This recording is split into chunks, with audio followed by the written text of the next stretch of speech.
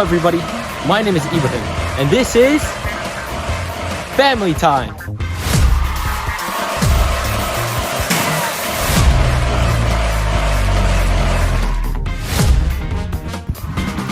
It's a wonderful day today, and what other better way to start a family time with calamansi relay.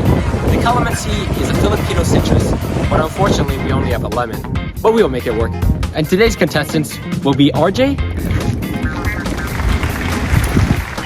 and Sandie. Before we start, our project family theme is BIYE. So, RJ, in the context of being Filipino, what does BIYE mean to you? What does that question mean? Actually, now that you say that, I'm not really sure myself. Well, since BIYE kind of has two different meanings, you could have two different answers, but I guess you'll have to interpret it. And what are those two different meanings? Life and to give. Yeah.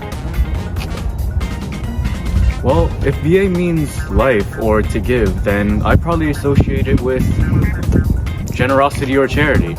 And, well, when I think of that, relating to Filipinos, then it probably means being, like, generous or donating to my fellow Filipinos or their businesses. That was an amazing answer, RJ. Without further ado, let's start the game.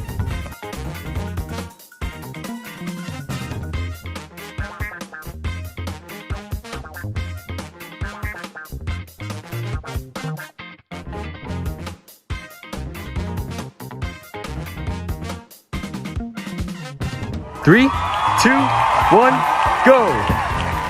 Alright, good speed.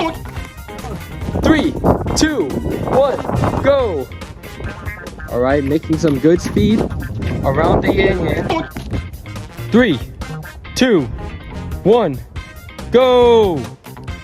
He has to make it past the yan. Going around and then back for the transfer to Sandie.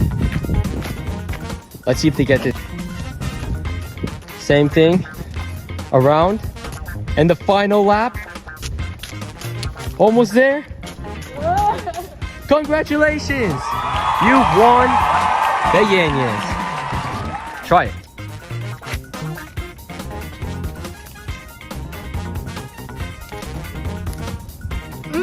So good. Delicious! Thank you for playing. Thank you, RJ and Sandie, for not only playing the game with us, but telling us what BA means. Bye. Let's begin with a point in film history that almost defined the creation of Filipino Americans, when the Philippines became a U.S. territory in 1898. This happened because it was originally a Spanish territory, but when the Spanish lost in the Spanish-American War of 1898, the territory was given to the U.S. After this, Filipinos would be granted opportunities to migrate to the U.S. under U.S. protection, marking the start of the Philam uprising in the U.S. Typically, Filipino Americans would migrate to the U.S. as laborers in agriculture and domestic services. More and more Filipino Americans would come to the U.S. for these opportunities. Most notably, they'd find jobs in fishing and whaling in Hawaii, Alaska, and the west coast of the U.S. In 1941, on December 8th, hours after the bombing on Pearl Harbor, Japan launched an attack on the Philippines. The attack consisted of aerial bombings as well as the ground invasion of troops upon the country, with much of the events occurring initially in Manila. The treatment of those in the Philippines, Filipino and white alike, were violent as well. Filipino people, too, were treated as if they were inferior to the Japanese, as if they were not human. In the early 20th century, America faced a pivotal moment in its immigration policy. The Immigration Act of 1924, enacted on May 26, imposed strict quotas and outright bans on immigrants from certain regions, all in the name of keeping America American. But the tides of change were inevitable. In 1965, a new era dawned with the Immigration Act of that year. This sought to eliminate biases and open America's doors to those who could contribute their talents and skills. Among them were Filipinos, drawn by the promise of education and job opportunities. Filipinos with professional backgrounds made their mark, enriching American society with their expertise and entrepreneurship. From exclusion to inclusion, the story of Filipino Americans is one of resilience, diversity, and the enduring pursuit of a better life. Ultimately, this opened doors to Filipinos to contribute their valuable skills to their communities, offering them a greater opportunity for fulfilling life.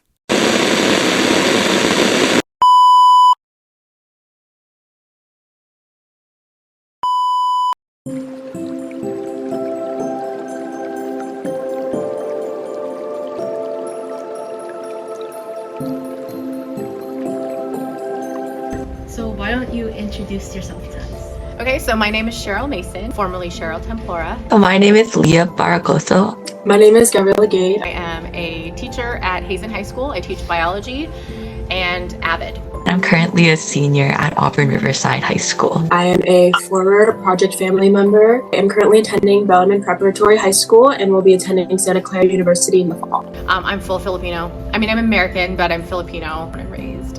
Well, actually, I was born in Canada, so Canadian, Filipino, American. I'm a full Filipino, but I've been born and raised in the United States. I'm Filipino American first generation. How would you describe Filipino Americans? So, I would describe Filipino Americans as those who are Filipino and who move to the United States, regardless of age. That could be when they were a baby or when they're like toddler, maybe even like elementary school age, and even as adults. Just to generalize, but like in a positive way, I would describe Filipino Americans as a resilient, creative group of people. I think it depends on the level of familiarity your parents have to the Filipino culture. I'm first generation, so my parents were born and raised in the Philippines. They both moved to Toronto, Canada, independently, and then like that's where they met, that's where they got married, and then that's where they had kids. And so, but because they were raised in the Philippines, they raised us with a lot of the Filipino traditions. And so I'm Filipino American, my children are Filipino American, but the amount of Filipino I am raising them with is diluted, if you will, from the way that I was raised. A little bit of speaking the language, it's celebrating the traditions, it's eating the food, that's a huge part of it. The customs, how do you interact with adults when you meet them for the first time? You know, those kinds of things that we do more than what my future, like my kids will do. Yeah. According to Stanford, we're the third largest Asian majority and make up 1% of the US, which is a pretty big group of people. Yes, definitely my reaction too. I would describe us as very robust and inviting. As you can see with events like Phil Day and Phil Night, we're very involved. It's definitely like an incredibly special thing for me to be a part of.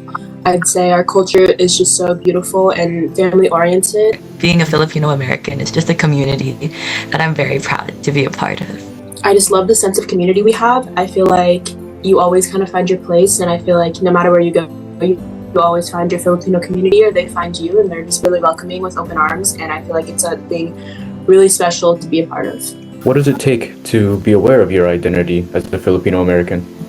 That's a good question that I wish I had time to think about. As to the awareness regarding like being a Filipino American, I believe just acknowledging the history of what Filipinos has sacrificed, like that could be like Magellan and just the overall history, and also like the sacrifices their parents or grandparents have made for them to be Filipino American. It's a privilege to be in America almost. Recognizing some of the traditions that Filipino Americans do, and kind of continuing and prioritizing them in your life to continue. I'd first like to say that I've always been aware of my identity as a little kid. Like, I've grown up knowing that I was Filipino, and I've had the privilege of visiting the Philippines a couple of times as well. And like in my second grade class, when people were like asking, oh, what's your ethnicity? Are you Chinese? I was like, no, I'm Filipino. And like I pointed out on the globe to them and like helped them out. So in that sense, I feel like I've always been sort of aware, but like now that I'm older, there's more responsibility with that. And so just to be aware nowadays, I'd like to put in the effort to acknowledge both sides of the coin, that I am Filipino yet also American.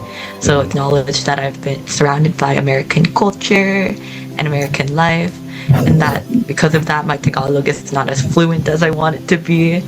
So, like, I tried to speak Tagalog every Saturday with my parents to like practice and stuff, and just doing those little things helped be like more conscious of my Filipino American identity. Like, what are the things that you can do? What are the things that you can be aware of? That the things that you think you should acknowledge? Our past history as Filipino Americans and the struggles that our ancestors have overcome. I feel like there's a lot to unpack, especially since we were a country that was taken over and conquered by the Spanish, and how that has heavily influenced our culture. I feel like you see it every day in the last names of Filipinos being very heavily Spanish influenced in some of our language. I feel like that's a super important part of our history that I feel like sometimes can be overlooked, but I think that it shouldn't be. I think that it's something that we should really acknowledge.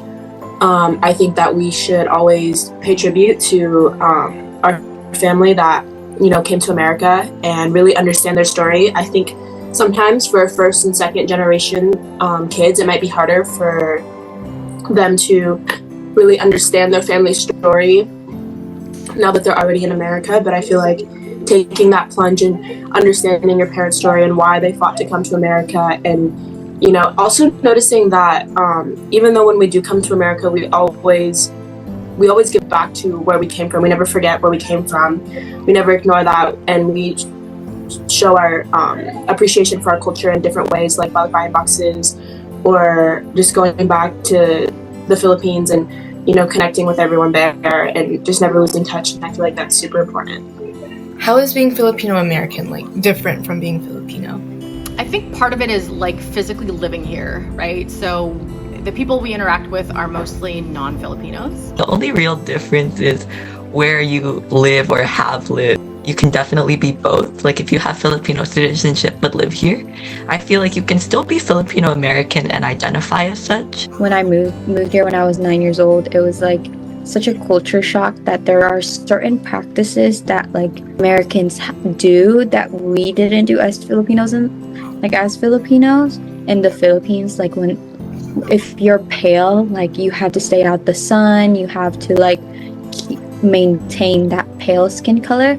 As to here, it's like if you were like you have melanin, it was like you were beautiful. Like that's where everyone is trying to get at, you know? That connection to the Philippines, having like I literally was there last week, and so feel very close to the culture in that way. But had I not been there, would not, because I'm just around mostly Americans. Because you've been exposed to American culture, you're part of an American community, and so even if you don't have full citizenship or you're on a green card right now, you're still definitely Filipino American if you're part of the community as well. Like here in America, everyone is very individualistic, as to where like in the Philippines, it's like everyone's identity really is heavily involved as to like who you're surrounded with, like your family, your peers, the school you go to, like just that whole, a lot of external factors.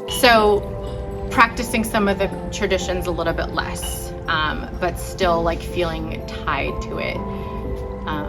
Speaking the language a little bit less, eating the food a little bit less. Being Filipino American, it comes with a lot of highlights, but also comes with a lot of struggles. I think that everyone has a different experience. I feel like some people feel super disconnected. You don't speak Tagalog, and, you know, you're not just aware of everything. I feel like you don't have a connection. If you feel like you don't have a connection, I feel like that can be hard. Like, I have a friend who moved here in 6th grade, and I was trying to have him join like the Project Family stuff. Like, I was like, oh, you should come and join us, like just a person to like get like a mentor and stuff. And he was like, well, I'm not Filipino American.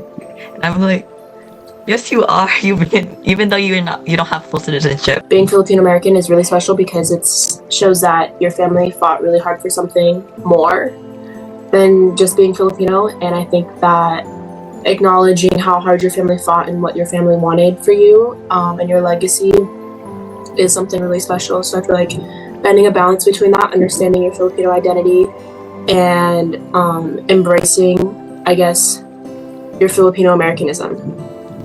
how would you say that the lives that Filipino Americans have now differentiate from early Filipino Americans?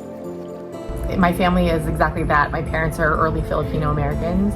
They actually immigrated to Canada first. That's where they met and that's where they had us. And they had a very different lifestyle, right? They grew up with very Filipino traditions in the way that they did school, the way that they dressed, the way that they had social gatherings, the way that they cooked food.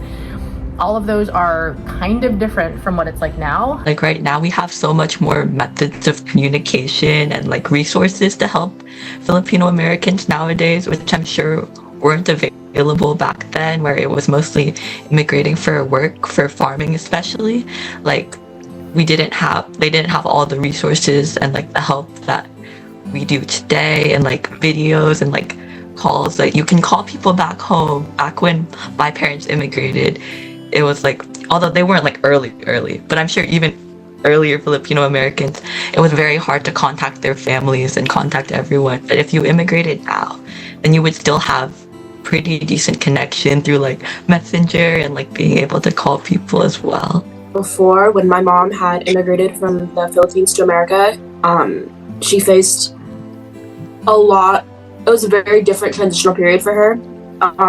Coming to America, earlier Filipino Americans, I feel like there was a lot more direct racism towards her culture, or towards our culture, and just the different ways that they were treated and how hard it was to work to become successful. I married a full white American, and so our diet is a little bit different from the way I grew up with all Filipino food. Some of the customs, traditions, even like religion, which is a little bit of a cultural thing as well as a religious thing, that's changed as well. And so there are a lot of things, for lack of a better term, getting watered down a little bit because we are assimilating into this society, right? This American society. And so we're taking on a lot of American traditions. My Lola would clean houses all day long, and my mom, after she got off of school, would meet my Lola at whatever, my mom and her brother would meet my Lola at whatever house she was at cleaning, and would go and help her finish cleaning the house for whatever client she had, and so that her mom could come home and cook dinner for them. And I feel like you had to work so much harder to earn people's respect. And I feel like now, looking at my Lola, she's so successor now. My Lola, my titas, my titos, they're all super successful, but they all started from nothing when they came to America. And I feel like it's so much different. I feel like me as a first generation American, I definitely do experience some micro racism, but I also do feel like there is more of an appreciation for our culture, and people are definitely more accepting of the fact that I have a different background than them, and I feel like people can be more open to it, but I definitely think that it is not as hard as earlier Filipino American experiences. Do you think Filipino Americans can contribute to the growth of our country? I feel like every minority has the chance to like share different collective ideas, and every individual person has something unique to bring to the table and offer to the American community, and Filipino Americans are definitely no exception. Well, we're brilliant people who are incredibly talented. You don't have to go far to see that, all the talent that's floating around online with like musicianship and even like academic degrees and the medical field, right? And there's so many professions where you will see Filipinos in large amounts. So we are bringing a lot of intelligence and a lot of discipline, creativity to America, and we're enhancing it because of our traditions, but also our upbringing. My Filipino students are always good students, right? They care about education. They want to go far. They want to go to college. They want to get respectable, high-paying, fulfilling professions, and so I attribute that to the way that I was brought up, which was, education focused and, caring about people. So empathy focused, compassion, all of that. So I think that we have so much to bring to America, and I've seen it and I'm part of it, and I look forward to seeing more Filipinos out there. There are already like Filipino Americans present in so many sectors, like in I have a cousin that's able to like computer code, and she's like doing that. And like there are Filipino doctors, Filipino lawyers, and Filipino actors as well. And as long as they're met with open-mindedness and are given a chance to speak on multiple platforms, then Filipino Americans are no exception, are definitely able to contribute to the growth of our country. Oh, 100%. I don't think there's a question about that. I think that Filipinos and Filipino Americans are some of the hardest working people I have ever met in my life. I feel like anyone that genuinely meets a Filipino can see that they are so hardworking. Like they will do anything and everything. They will take on any job they're asked and still, host a dinner and at home. And I feel like the Filipino hospitality thing is such a true thing. Like we are very hospitable people. I feel like kind of something like part of our culture. We like to serve others. We like to invite and serve others. And I feel like that is a huge testament to how hardworking we are. We never want to, we always like to serve others and to make them feel warm and comforted. And I think we just value hospitality. And I feel like that's something that's a testament to how hard we work. Mainly the two common traits Filipinos have is like being very, we're very big on hospitality and respect. So I feel like that those two traits can contribute into our society, because I feel like nowadays, like everyone is very opinionated and everyone wants to like educate themselves. What were your goals and aspirations when you were in the Philippines, and how have they changed since you moved to America? I was really young, so I had no goal really. But growing up here in America had made me think what my life was here in the Philippines are a very big difference. I mean, I went back to Philippines when I was 14, 15, 17 years old. The life there was way different from here, because here at the age of 16 I started working, and from then on I knew a little bit about being self-taught and self-disciplined. Well, when I was in the Philippines, I have like a carinderia, which is like a food stand. And when I came here, it changed. When I saw some of my friends over there, they're just out in the street hanging out, and they can do much because there's not much job out there. But that's the big difference here, and making the choice I have now, I guess I'm very lucky. We all came here with my 3 children. Yeah. That's how it changed once you moved to America? Yes. As I said before, I was very culture shocked almost, because of like just the differences. So in the Philippines, like I went to private schools ever since I was in preschool. So it was like when I moved here, like going to a public school was different almost, because in the Philippines, it's like the goals I had when I was going to school was to be a nurse or to be an engineer or to be somewhere in the STEM field, to basically work overseas, because everyone in like on my dad's side of the family worked overseas. When I came here, it literally took a whole 360, because I focused more on my individual self and trying to find my own identity.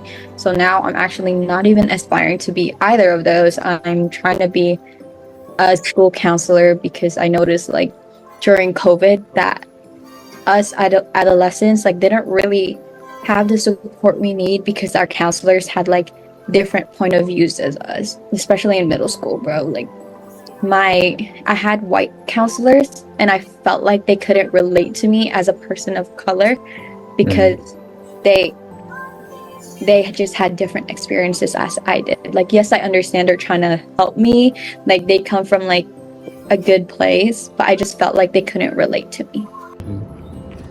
What's an important tradition that you think should be kept, whether you're Filipino American or Filipino? Always stay with your family. That's a tradition for me. I mean, always keep in touch, no matter where you are in life. I think it's and generous and loving mother and loving demanding person too. Like, this is solely on my opinion, is like, I kind of feel bad because boys don't have the same opportunities as girls do, is to have a debut. When you're 18, you're being presented to society. It means you are a woman. Like, it's your entrance to womanhood. So it's like quinceañera, but for Filipinos. I feel bad for those who isn't able to, or who isn't fortunate enough to be able to have one, because it is pretty expensive, especially in our economy now.